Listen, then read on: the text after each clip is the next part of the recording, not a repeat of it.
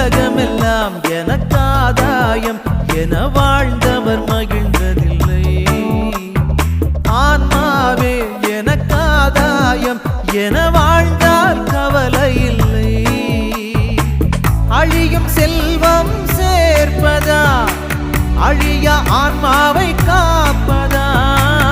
அழியும் செல்வம் சேர்ப்பதா அழிய ஆன்மாவை காப்பதா? இந்த கேள்விக்கு பதிலாய் வாழ்ந்தவர் யார்? அவரே புனித சவேரியார்.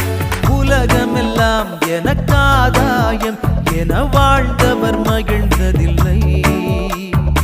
ஆன்மாவே எனக்காதாயம் என